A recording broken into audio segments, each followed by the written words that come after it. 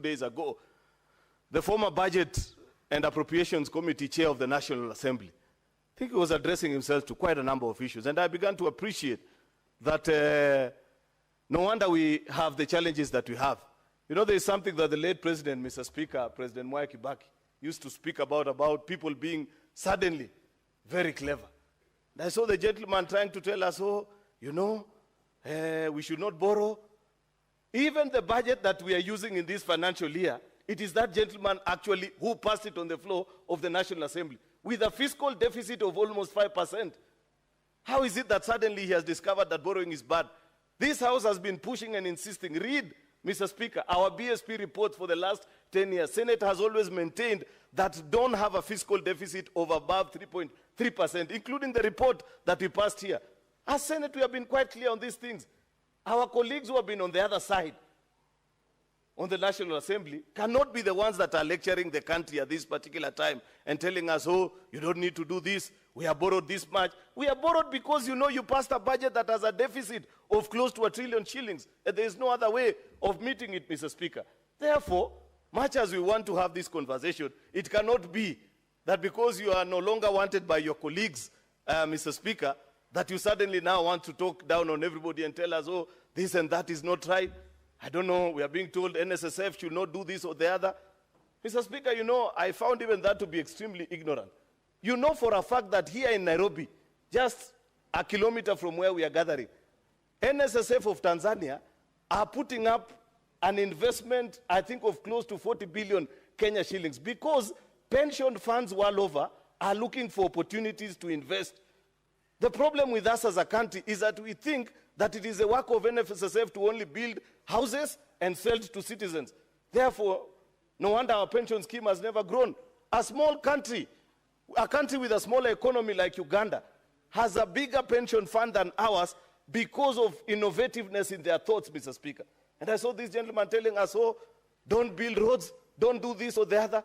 Do people know, for example, that this expressway is built by savings from other pensioners in China who today, when we use the expressway, earn from us? Then you are telling us that our own cannot invest when opportunities come?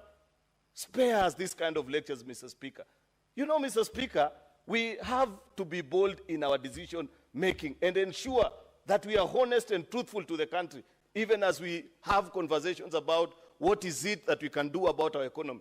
The last thing, Mr. Speaker, even on the securitization of roads, and I want to challenge you members. If you go to the Ministry of Roads and Transport today, there is a gentleman who's the Minister for Roads, C.S. Davis Chirchir. On his dashboard, he is able to show you the investment that has been done by the 3 road agencies in this country.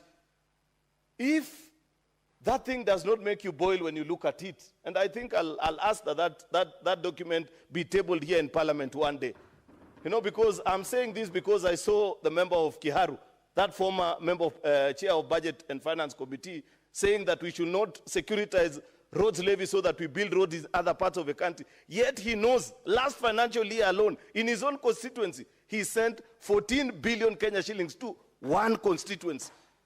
The whole of my own county,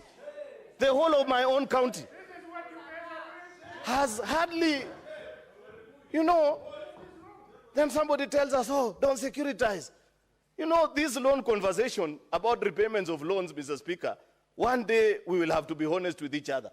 You know, when I tell my people of Kericho that the reason you can't have sufficient development is because you are repaying loans, they ask you, loans for what?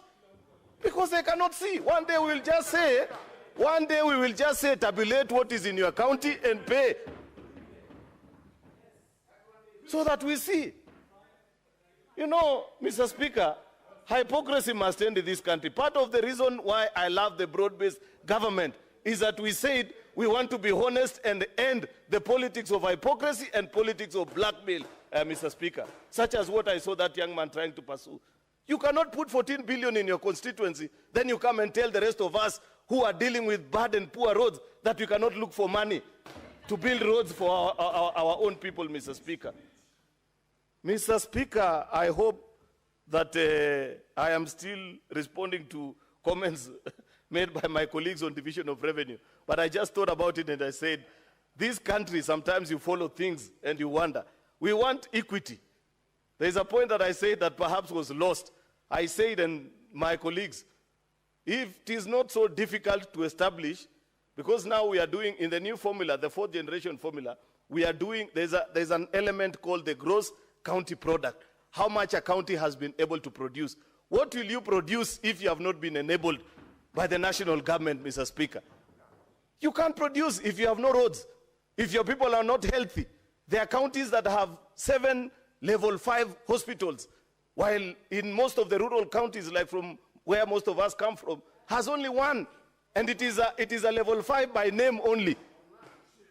Or counties that do not have. Therefore, if people want us to measure the productivity of every county, let us also measure the investment of national government in those counties, Mr. Speaker. So that we are able to know that we have put 100 billion in County X, and therefore we expect a return factor of this much.